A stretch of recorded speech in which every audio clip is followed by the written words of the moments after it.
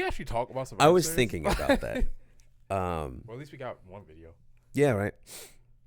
So Survivor Series War Games 2025 just wrapped, hit the books this past Saturday. I guess I'll be brief on my thoughts about it, and then we can go in depth. Once we like get into it. 4 matches: women's War Games, men's War Games, Stephanie versus Nikki Bella, which we talked a little bit about, but not the match itself, just the concept. And then John Cena versus Dominic Mysterio, which made me want to vomit. I'm sure, no spoiler, but that's me saying that is probably going to let you know how that match went. So the women's War Games, and I know you hate it when I say this, but I'm gonna say it. For these gimmick matches, once again, it feels like the women had the best one of the night.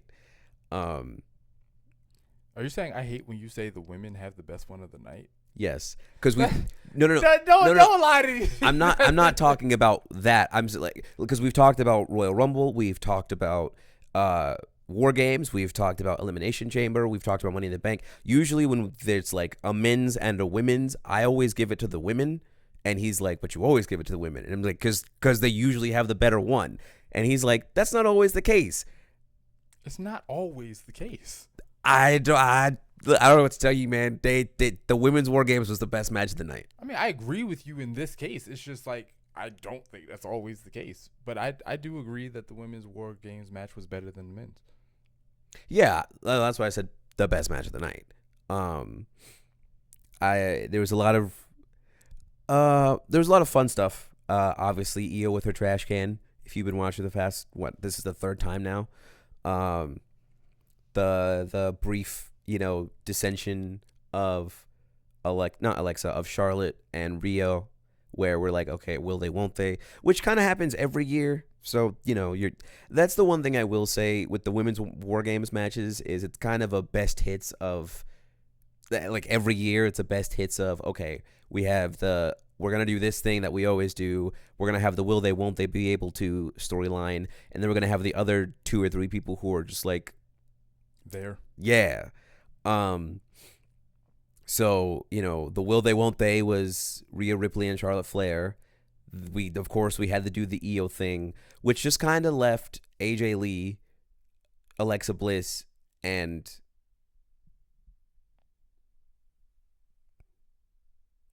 oh my God, who is their 5th member? I'm trying to help you, but it's not coming to what you say. Rhea, Charlotte, Io, AJ Lee, Alexa Bliss. Yeah, so you named all 5. Oh, okay. The 2 things. Oh, yeah. That's just kind of left Charlotte Flair and Alexa. That could just left Io and Alexa just kind of like on the sidelines. So yeah, but it was cool. Like I said, I really liked it. I have this really. I hate Becky Lynch. Like just the character. The way the match ends is Becky Lynch taps out to AJ Lee. And there's been chatter online. Oh yeah, that she said that she was waving yes. her teammate over. Wait, you gotta love it, bro. I do not. I'm hearing from my lawyers. So as I've stated before, which I have to realize is not an accurate statement, but it's a blanket statement for the general, and then with some exceptions. I don't like heels. Now, obviously, like I said, there are some exceptions. Technically, the Wyatt Six is a group of heels, but I love the Wyatt Six. Rusev is a heel, and I love Rusev. I'm trying to think if there's anybody else that I really like that's a heel. I mean, I love Asuka. I don't really like her heel run right now. Not because she's a heel, but I just don't really see much of what they're doing with her. But like I don't particularly like heels. The bigger and I guess actually the more focused sentence is I don't like bullies. And Becky Lynch feels like your quintessential bully. Nia Jax, another one. Don't like Nia Jax, but it's because she's a bully. I don't like bullies. So if there's a heel that's a bully, I'm not particularly a fan of that. And everything that Becky does where she's like, oh, I'm doing this and I'm the best and everybody knows what Sports Illustrated knows. I'm like, shut up. I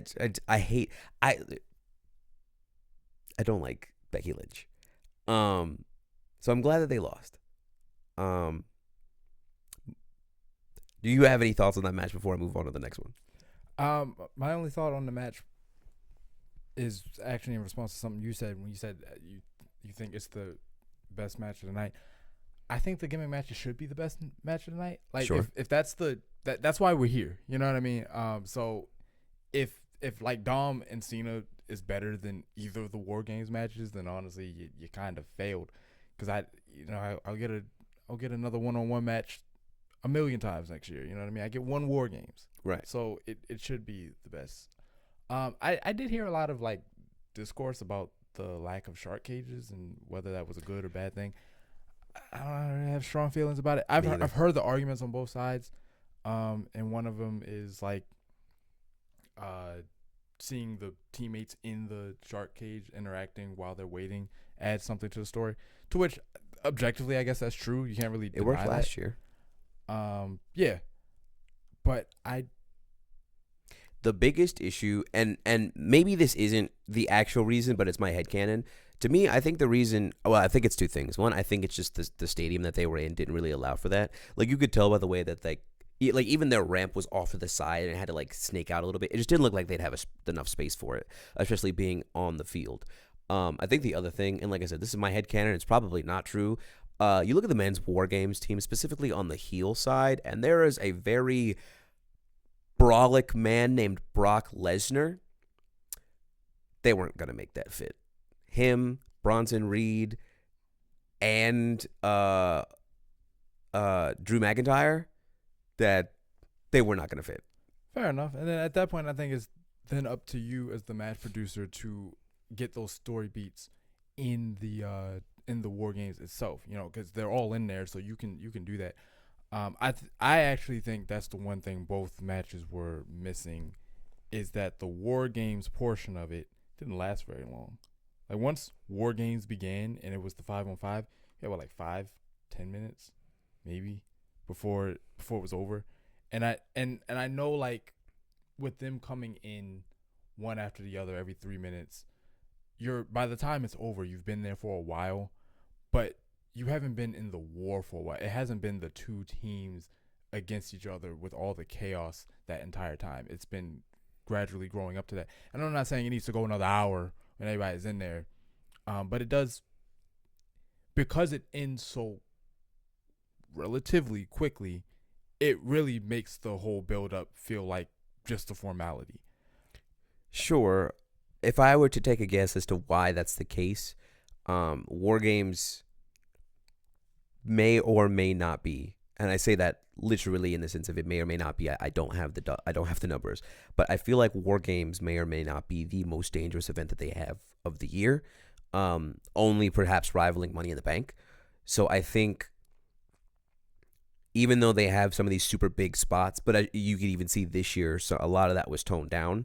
I think you get a lot of injuries in War Games. A lot of people are hurt, a lot of people battered, broken, whatever.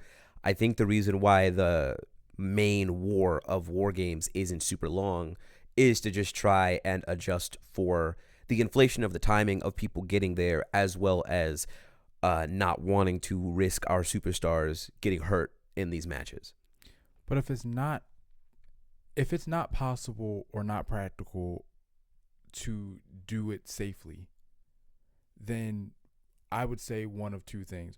One excuse kind of creates a bit of an icky feeling, but I'm just going to say it. One excuse is, don't use your company-centric characters for the War Games. People that you can't afford to be without if they get hurt in there. I know that may sound like some people are expendable, but if you're going to do something where probability of injury is higher and in fact quite likely, then you can't have all your champions in there. It's just not a good idea. Or the other idea, and it's what everybody's been saying, you don't need War Games every year. You know what I mean? It's just, and as much as I don't like the IWC, as much as I don't like getting swept up in that conversation, one thing I do think is objectively true, they didn't do enough work to justify why these teams needed to settle it that way. Not based on the lore of what the War Games is supposed to be. As far as I'm concerned, people can be beefing for any reason. Throw them in there if you want to. But if you're going to establish to me that War Games in story is this thing that exists because our hatred is just so explosive, and there's just so much bad blood here, and we got so many people on our side that we can't contain it to one arena, then these got to be people who've been at each other's throats the whole year. You know what I mean? Like they just haven't been able to figure it out. Punk and Drew, two people, had more of a justification to go into Hell in a Cell than these 10 people did to go into War Games. All those character dynamics that you could have worked with between as many people as you have involved to make a War Games, they did 4 times as much justification for just 2 people to make one Hell in a Cell match and justify them fighting 3 times that year. You know what I mean? Culminating in a Hell in a Cell than you did between these guys. And with the Vision specifically, you had them breaking up a show every Raw for 16 years. You couldn't get a rational reason why we hated them that much. It didn't even feel like that. Well, yeah. So the Vision has kind of, because they what, that was June, July when they got together, probably. Because it was, or was it the Monday after Mania? I think it was the Raw after Mania. That's when he got I was about to say Brock Lesnar, Braun Breaker. That was Raw after Mania, and then I think the next PLE was when they brought out Bronson Reed, and that was the official, hey guys, we're the Vision. So like they've been together for, you know, April, May, maybe June, sometime in that time frame. I think the thing is the only person who's been consistently in that is CM Punk and Roman Reigns, give or take Jimmy and Jay, depending on what time of year it is and what they're going after. Realistically, honestly, if you ask me, and you know, no shade to your boy, the only person who didn't really belong in that match was Cody Rhodes, at least on the faces. But the thing is, how do you make 2 people who make sense on being there, 3 if you count Seth, even though he got injured, so now it's 2. How do you make the 2 people versus 4, right? Because you can't have the Vision, which is at this point now just Braun and Braun, versus CM Punk, Roman Reigns, Jimmy and Jay. Well, if yesterday is any indication, Logan. Well, yeah, but that was a very late addition, specifically for War Games, but now we're sticking with it. I don't know. To me, Logan Paul should have been a part of the story for a long time ago. Yeah, facts. And I don't know if that's because of scheduling or timing or his show or whatever. But I mean, if you ask me, Logan Paul, if they were going to make him a part of the Vision, they should have done that ages ago. I think you can bring Logan in early, so he's officially part of the group, and you can pull the Paul Heyman guy has influence over whoever for like one guy, whoever you want to be, whether you be a Drew, a Brock, or whatever have you. That Paul Heyman is good for one insert, and story has to do the rest of it. You can. I don't mind you cheating for Paul Heyman. After that, settle for 4 and 4. Well, sure. So assuming Seth was in War Games, that's Seth, B&B, Logan Paul, Brock Lesnar. Seth got injured, so we had to figure out who the last person was going to be. And it's like, well... But that's what I mean. I don't think you had to figure out a last person. I think you can settle on 4 and 4. If Seth had been there, Cody's being there would have made perfect sense, especially given what happened at... Night of Champions. Yeah. Crown Jewel. Yeah, that. But no Seth, and get it, nobody's fault. Seth gets hurt, ironically, from that match. Mm-hmm. So okay, cool. You have a story-based reason that gets you to 4 people, and they're just trying to force that 5th guy. They did that last year. Well, CM Punk was the 5th. Yeah, but that's because War Games has to be 5. It's either 5-on-5 or 6v6, and they don't do 6v6 anymore. But it can just be 4v4. There's no reason it can't, except that it's just not. You know? Well, because then you run into having a shorter match, and you just said that you want your matches to feel fulfilled. Either then change the time interval to account for the fact there's one less person in there, or when they're all in there, just have them in there a little longer. Like I think there are some arbitrary limitations that we act. Why can't you do 4 on 4? Because the match will be shorter. Write it longer. You have enough talent in there. You mean to tell me that for like 8 people all together can't materialize an additional 15 minutes? You know what I mean? You get 2 people in there, they go for an hour. That's true. So I don't know.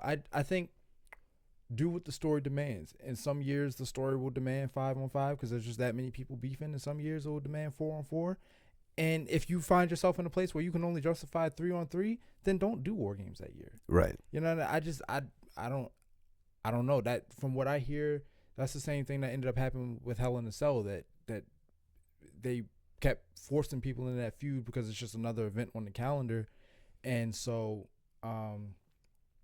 it started feeling like a redundancy, and people stopped liking it. And I don't think it works the same as like a Royal Rumble. Like a Royal Rumble is a chance to main event WrestleMania. No matter what story you have going into Royal Rumble any year, everybody wants to main event WrestleMania. So even on your laziest years, everybody in there has at least one motivation for winning. So that will probably never feel played out. Money in the Bank, probably the same thing. Who doesn't want a free title shot? But with things that are specifically there because of issues that people have with other people, your Hell in a Cell, winning Hell in a Cell don't earn you anything. It's just to settle a grudge. War Games doesn't earn you anything. It's just to settle a grudge. So things that are there to settle stuff, you have to make sure there's something there to settle. And neither team felt like that was really going on. And that's the only thing I would say about both matches. And I do believe that for both the men and yeah, women. I agree. That it just didn't feel, whatever. They did the best they could with what they had. The wrestling itself was entertaining. And some of the spots was entertaining. Roman and Cody's continued beef, that's cool. Roman and CM Punk kind of coming to an understanding. I don't know if I buy that at this point. Like I'm not sure if I accept it at this juncture, but I'll take it. Sure, fine. Becky tapping out to AJ Lee and her using that as an excuse to talk about how she wasn't tapping out. That's all good. It keeps the wheel turning. I just wish going into it I had felt like how I felt last year. Yeah. Well, that's kind of both the men and women's matches. I guess I'll jump over to the men's real quick since we talked about it so much. Like I said, don't really have many issues with it. I think that the wrestling was a bit underwhelming in certain areas, specifically with Brock Lesnar, because all he does is throw people. But literally, he just throws people. Because his superpower is big as fuck. But there weren't really many cool and or like noteworthy moments. The biggest one being Brock Lesnar about to F5 Jey Uso, and Roman Reigns hits him with a spear, cause them to both go through the table. And then the end of the match, which is like the big deal that a lot of people thought they were going to talk about last night, and they didn't, which I was like, of course they're not going to, because why would they blow their load that early? At the very end, it's like the last 2 minutes of the match. Some dude decked out all black, hood, bandana, face mask, everything. You can't tell who this person is. Climbs into the cage, bounces back off the he super kicks a kneeling CM Punk. Then when he's like bent over, the other guy jumps back, hits him with like a clean curb stomp, a la Seth Rollins. Climbs out of the cage and GTFO's out of there. And everyone's like, well, that has to be Seth Rollins. It just makes sense. The thing about it is that Seth Rollins just had a terrible injury. So much so to the point where like he just finished surgery and now he's got like a sling and he's like big chilling at home. So the kayfabe story is that Seth Rollins is somehow miraculously fixed this. We don't know who the guy is. There's a lot of chatter online. I don't know how much you know. I don't know how much you believe. You know what I think about it. Well, that's why I was going to add, like, who do you mean by everybody thinks it's Seth Rollins? Because from what I've seen, nobody thinks it's Seth Rollins. Well, when I say everyone thinks it's Seth Rollins, within the kayfabe. Gotcha. Okay, I feel you. Adam Pearce last night was talking to one of the referees, and the referee was going around talking to people, and when he goes back to report into Adam, he's like, yeah, a lot of people are saying that they feel like it was Seth Rollins.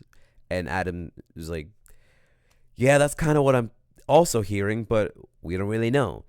You take that out into the real world, a good portion of the IWC, and I guess I'm in there too. So like all of us are 95.9% sure that was Austin Theory. It's Trick Willie.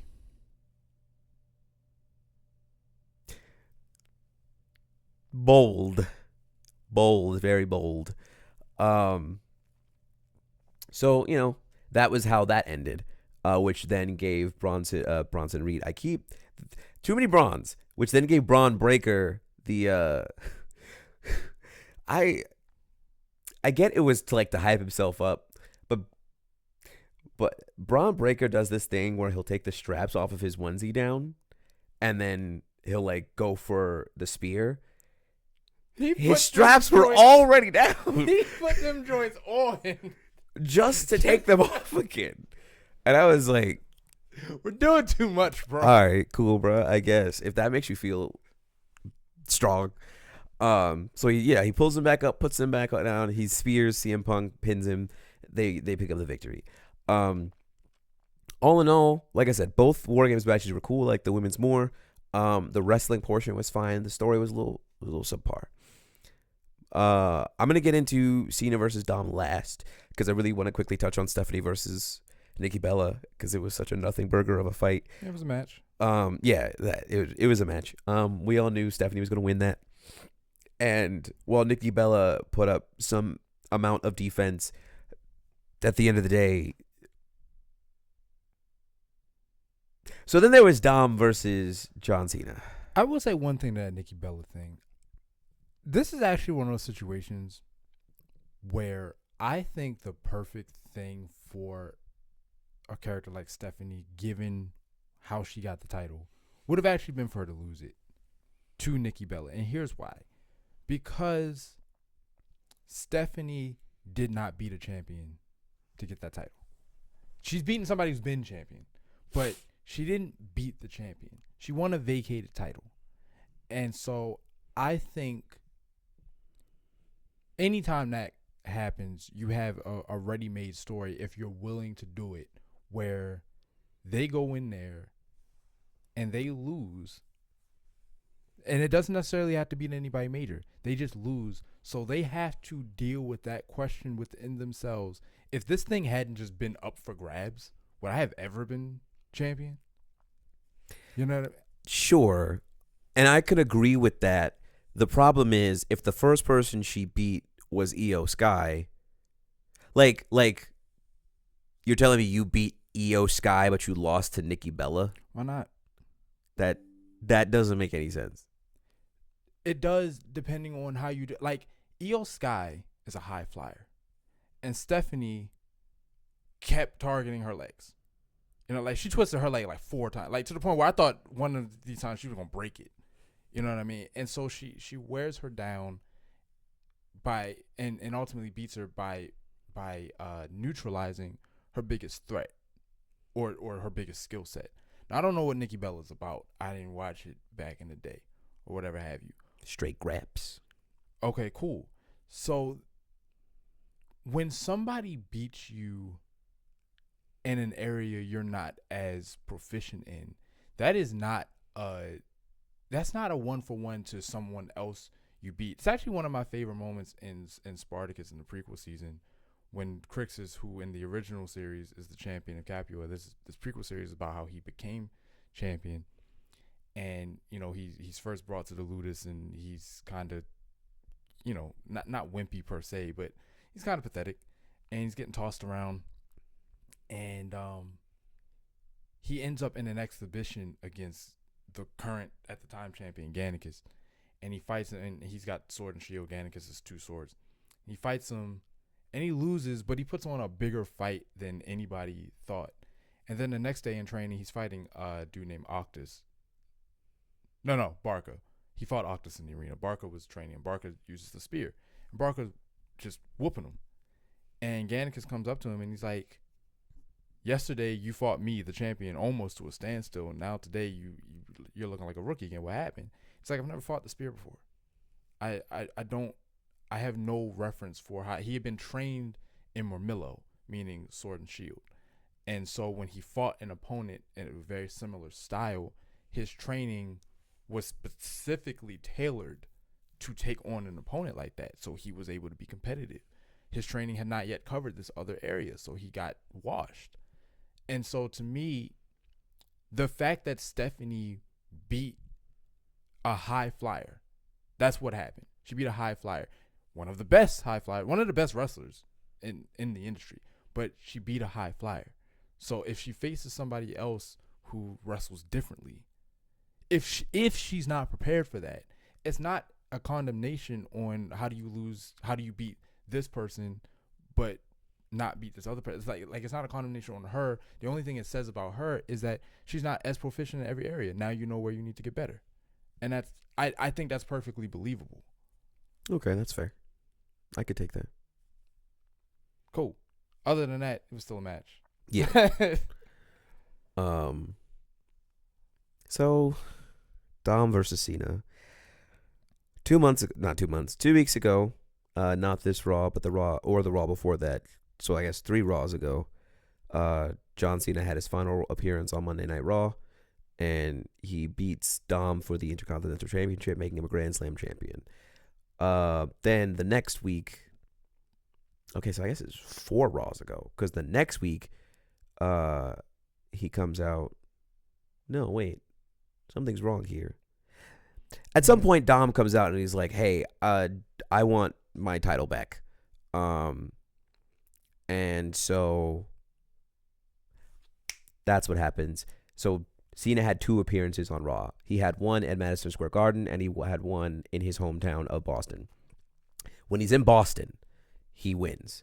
Then at the Garden, which was his last Raw, Dom comes out and is like, "Yeah, you beat me in your hometown. See me in my hometown, San Diego." And John's like, "All right, bet. Got you." So fast forward to Survivor Series War Games. They have their match. It's for the IC title. And I don't know what their obsession with jumping John Cena is, because Brock Lesnar is 4 people by himself. But they really just had it like it was a 6v1. John Cena starts off doing really good against Dom, and then Dom kind of overtakes him a little bit, age versus experience. Then he very quickly turns the tables around, and right when he does, and it feels like it's never ending once it starts. When he does, Raquel comes in and she screws him up, and he gets himself back together, and he goes for the AA, and he tries to make himself better.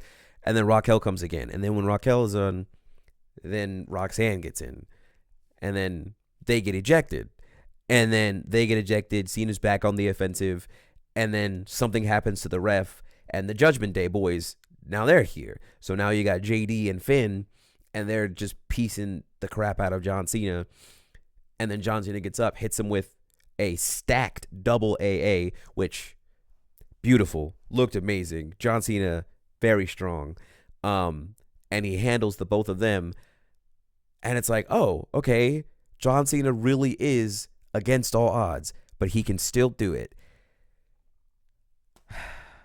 And then Liv Morgan's music hits. And she's back. She was injured earlier in the year against the fight with Kairi Sane, and was out for a very long time, came back, and she comes out, and we think, and I say think because the second that I saw what was happening, I was like, oh, this is a work. I know what's going on here. She comes out, and she looks like she's mad at Dom. She slaps Dom in the face, and is like mouthing off a whole bunch, and she jumps and she hugs Cena, and Cena's like, okay, I guess. And she makes that same face that Cena made when he turned heel. She hops down, hits him with a low blow, pushes him into the ropes. Dom hits a 619 and then a frog splash, and then picks up the victory, and he's got his title back. And I just, I'm gonna cover this briefly because I hate John Cena getting hoed like that. There are 2 ways this could have gone, right? Me personally, I think him losing was the bad call. For two reasons. One, and I'm stealing this directly from Santi, so if this sounds familiar, you know where I got it from. I think having his second to last match be a loss does a decent amount of damage to the person who beats John Cena, if they beat John Cena in his final match, because it's like the tantalizing thing was at the very end of his run, John Cena was just going on a tear and he wasn't losing to anybody. And he's just really big, really strong. And how do we beat the guy who is the guy? And then the last person who comes in and fights him is like, well, you may have had those other matches, but you still can't beat me.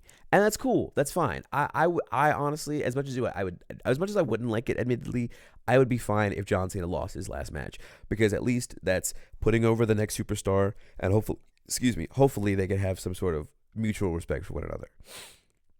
But I think having him lose that match kind of takes away a bit of the mystique and the prestige of whoever his final opponent is going to be, because now it's like, well, yeah, you beat a guy who is certifiably beatable, especially because we just beat him. Now, I get what you're saying. I hear you, comment section. He was jumped. So really, it wasn't a fair match. And I'll respect that. And I take that. That is something to consider. This was a 6v1 as opposed to a 1v1. Can we get a comment section going? Could y'all do that for us? That'd be nice. But while I agree with that sentiment, I still don't think it should be a loss. The other thing that's really, to me, kind of important is the fact that he had the IC title. And I just think something that would have really been a way, if you want to talk about boosting up the next generation of superstars, putting over the guy by making it an IC title match and having that guy, if you do decide to have John Cena lose that match, have that guy become IC title off the back of John Cena. I don't know. I think that's more interesting than having John Cena lose and giving that rub, if you will, to Dom, because I don't think Dom needs it at this point. Dom has a fan base. Dom has a lot of fans, actually. He's not. It's not like 2 or even last year where he would start talking and just get instantly booed. People like Dominic Mysterio now. They chant his name. They sing Dirty Dom. They got the whole Eddie Guerrero thing. So it's like Dom organically was able to get himself over after screwing over Ray, and he has fans. I don't think he needed the Cena rub. And to be fair, given the way that this last time is now tournament is going, the person who a lot of people are thinking is going to be his last opponent probably doesn't need that rub either. But I think it would have been more fulfilling for me as a fan to have John Cena's last match be an IC title match. And who knows, maybe John Cena could have just left with the title because it's happened before. I doubt they would have done that, but I don't know. That's my thoughts. I don't particularly like the match was okay. I just hate seeing, kind of like how you feel it with Cody when he loses or when he wins in a desperate manner. I hate watching John Cena lose because he just gets absolutely hoed. Generally speaking, this is a general rule.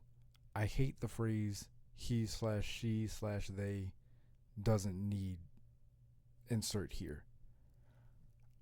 I'm not personally a fan of that reasoning. I don't need a reason to go out there and win. I'm just going to win if I can. That being said, in this particular case, I agree. And there are a couple reasons why I agree. And before I say why I agree, I do think there's a silver lining to him losing, but here's why I agree that I think he should have won and retained the title. Beyond Dom not needing the title,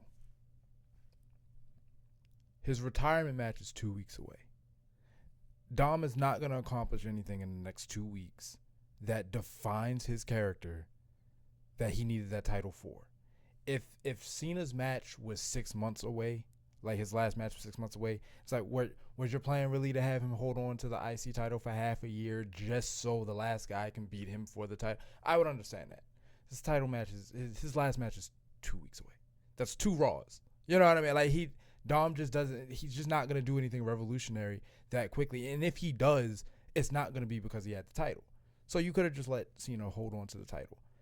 That way, the person who beats him retires Cena, becomes Intercontinental Champion, and if you want Dom to get the title back, Dom didn't get the title back from Cena.